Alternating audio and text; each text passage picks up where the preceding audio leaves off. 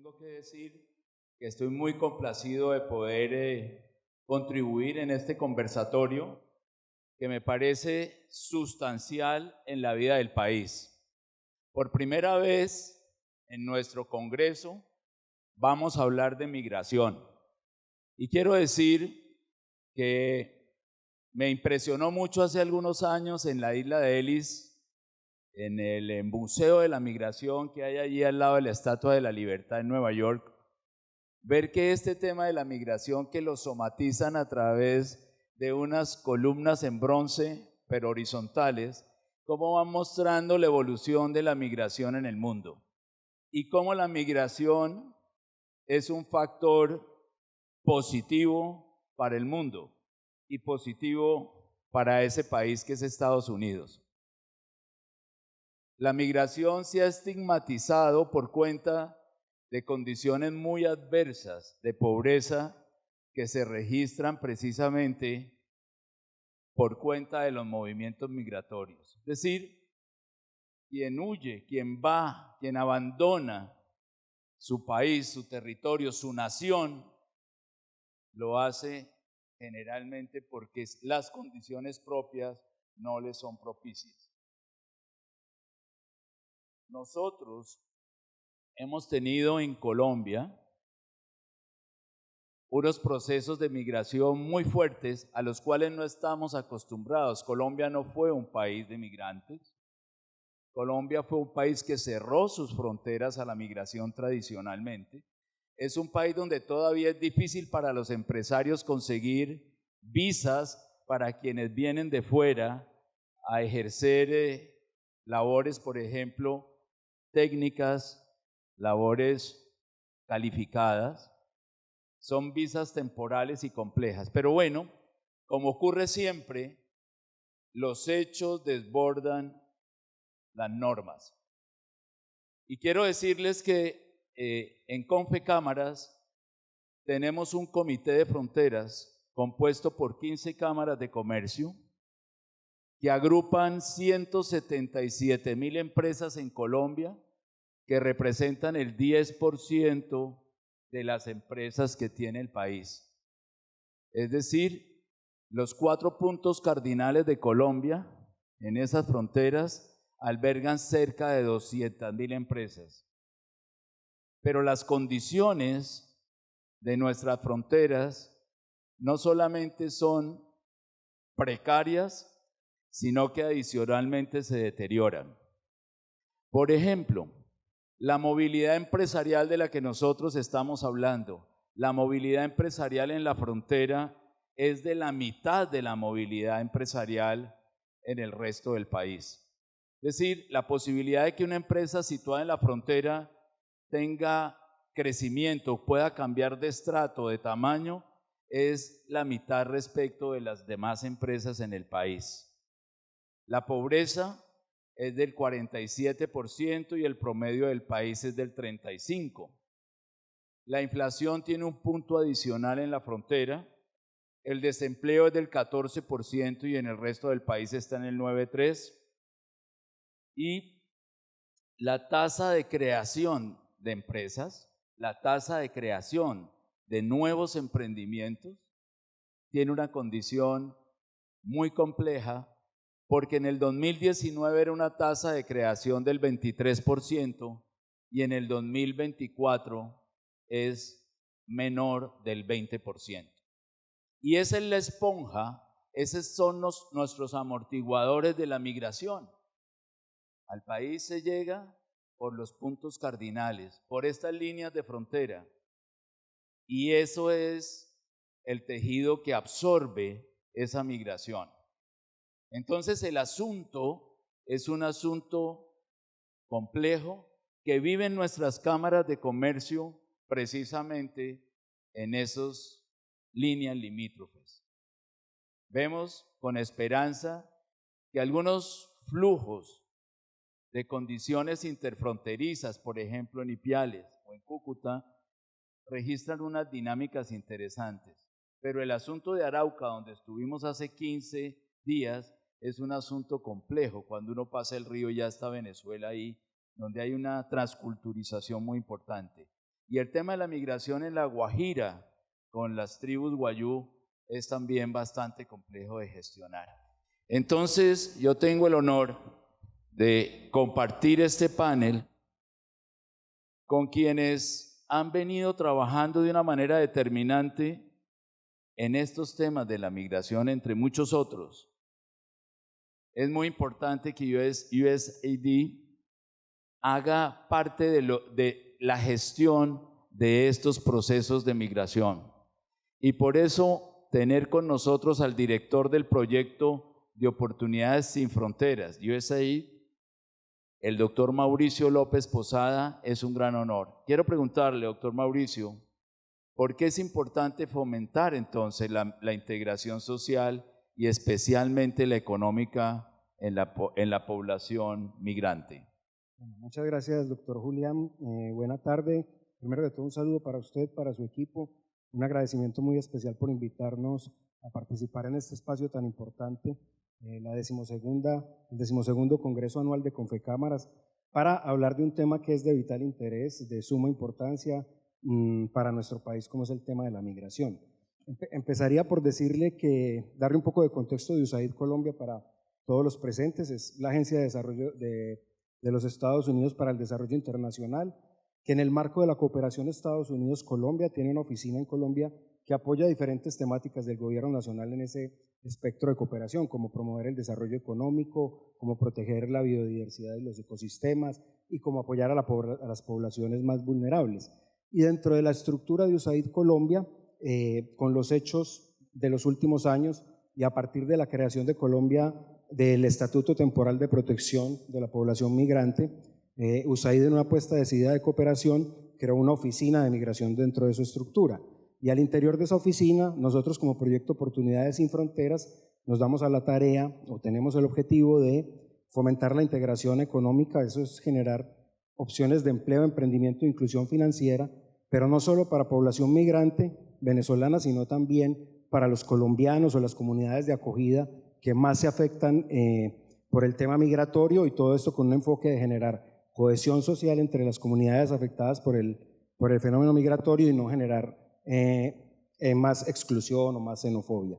Nos concentramos en 9 ciudades capitales, rápidamente: Bogotá, Cali, Medellín, Cúcuta, Bucaramanga, Barranquilla, Cartagena, Santa Marta y Riohacha, que es donde, de acuerdo con la data más reciente, se concentra alrededor del 55% de la población migrante venezolana.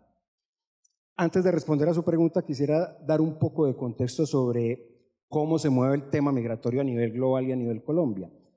A finales del año 2020, el mundo registraba alrededor de 281 millones de migrantes. Eso representa alrededor del 4% de la población global, de los cuales el 60% corresponde a población económicamente activa.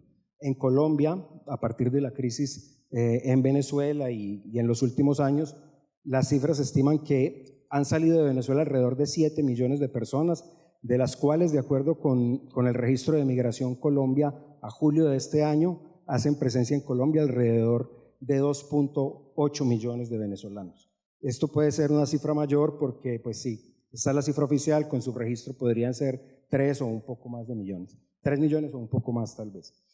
¿Qué buscamos entonces dando respuesta a su pregunta? Hay como 2 opciones. La primera es pensar en que la migración se convierte en una carga para las ciudades, pero lo que buscamos con este tipo de programas que buscan la integración social y económica es aprovechar ese bono demográfico en favor del desarrollo económico local. En resumen, si logramos una integración económica efectiva de la población, podremos contribuir con el desarrollo económico local. Y dejaría algunas cifras que permitan reafirmar esa tesis. La primera: de acuerdo con un estudio del Fondo Monetario Internacional, el PIB de Colombia 2030 podría crecer entre 2.5 y 4.5 puntos porcentuales más que si no tuviéramos la migración. Con relación al IVA, la población migrante venezolana, de acuerdo con cifras de la DIAN, en 2017 contribuyó con un IVA de 70.000 millones de pesos, que se incrementó en casi 4 veces en casi 6 veces, 400.000 millones de pesos recaudados en 2020, que es una cifra no menor para nuestras finanzas. Y si hablamos de impuesto de renta, en el año 2022, personas migrantes venezolanas y sus empresas contribuyeron con un recaudo de impuesto de renta de alrededor de 100.000 millones de pesos.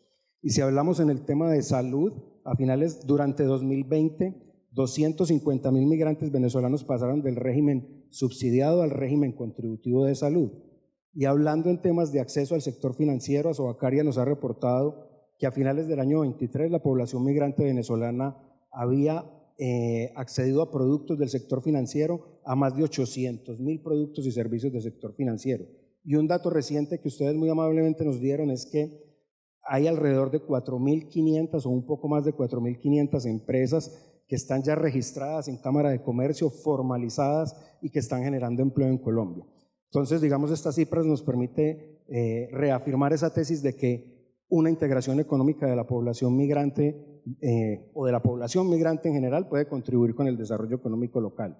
Adicionalmente, en diferentes espacios con gremios como Acodres, Asobares, Cotelco, los empresarios nos han manifestado la contribución y el valor que están agregando los migrantes venezolanos en términos de compartir experiencias, culturas, saberes, agregación de valor en atención al cliente, entre otros. Y además, la población migrante venezolana ha empezado a solucionar problemas de mano de obra donde algunos sectores hoy presentan dificultades para su consecución. Para citar algunos ejemplos, el sector de flores, el sector de café, pero también, por ejemplo, hemos hecho un ejercicio en Bogotá, donde hay un déficit de alrededor de 3.000 conductores en el sistema de transporte masivo, Transmilenio y sus conexos, donde hemos trabajado de la mano con la alcaldía, el RUN, el Ministerio de Transporte para que la población migrante pueda acceder a una licencia de conducción, y a partir de cerrar esa brecha, hoy encontramos migrantes venezolanos prestando el servicio de conducción y ayudando a cerrar esa brecha que se tiene en cuanto al tema de conducción. Y dejaría una cifra que tal vez es la que resume esa importancia, y es un estudio realizado por la Organización Internacional de Migraciones, OIM, y la Fundación Ideas para la Paz, con corte a diciembre de 2022, donde dice que los impuestos directos e indirectos con corte a esta fecha pagados por la población migrante venezolana ascienden a 530 millones de dólares. Si bien el Estado colombiano ha tenido que hacer un esfuerzo muy importante en temas de la integración de estas personas, especialmente en salud y educación, esa cifra corresponde alrededor de 494 millones de dólares. Eso nos deja un balance positivo a 2022 de 36 millones, que creo que es una cifra importante para las finanzas nuestras y que evidencian que si esa integración sigue avanzando, pues este balance positivo se puede ir incrementando. Qué interesante que se esté documentando, porque sin duda en esto de la posverdad, que es el tema de las emociones, estas familias que vemos a la vera del camino en las carreteras nuestras, esa pobrecía que está en nuestras ciudades capitales, somatiza una condición de pobreza y de inequidad que es la que efectivamente genera la percepción de que la migración no es una oportunidad sino una carga. Ver estas cifras de la Agencia de Estados Unidos para el Desarrollo le dan razón a la condición histórica y económica que han tenido las migraciones en el mundo. Ya decía yo que cuando ve uno el Museo de la Migración allí en la isla Ellis, donde está la Estatua de la Libertad en Estados Unidos, es bien interesante lo que uno ve de las olas migratorias, como es una verdadera oportunidad la migración en Estados Unidos. Por eso el debate que ahora se suscita allí es bien interesante, y parte de la manera de enfrentarlo entre demócratas y republicanos es en materia de la migración. Pero cuando la Agencia de Estados Unidos para el Desarrollo documenta, cuando identifica, cuando tiene sus centros de acogida y sus centros de gestión de la migración como las tiene en Colombia, pues lo que está pasando es que tenemos la posibilidad de ilustrar el fenómeno para verdaderamente atacarlo. Ahora, ya decía yo que nuestras fronteras esponja tienen unas condiciones inferiores a las que tiene en promedio el resto del país en inflación, en empleo, en democratización empresarial, en concentración, y entonces quizás lo importante sería que cómo podemos trabajar conjuntamente para que estas acciones que están desarrollando ustedes puedan fomentar esa integración social para esa población migrante, pero también para resolver los problemas de nuestra periferia. Sería interesante oírte sobre eso. Claro que sí, muchas gracias Julián por la pregunta. Primero un comentario pequeño con relación al tema de los caminantes y las personas que tienen ese alto grado de vulnerabilidad. Desde el gobierno americano, a través de otra agencia paralela que se llama PRM, Población, Refugio y Migración, se tienen respuestas muy orientadas a solucionar los temas de crisis humanitaria de las personas. ¿Qué es lo importante? Que estos sean estrategias no permanentes en el tiempo, sino temporales, que las personas se puedan estabilizar y luego sean referenciadas a programas como el nuestro para que podamos contribuir con la estrategia de desarrollo.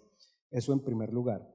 En segundo lugar, y para dar respuesta a tu pregunta, te hablaría que desde programas como el nuestro nosotros nos hemos convertido en un órgano facilitador, articulador que tiende puentes entre todos los actores del ecosistema, público, privado, nacional y local, que trabajan en los temas de integración económica para poder potencializar esa integración.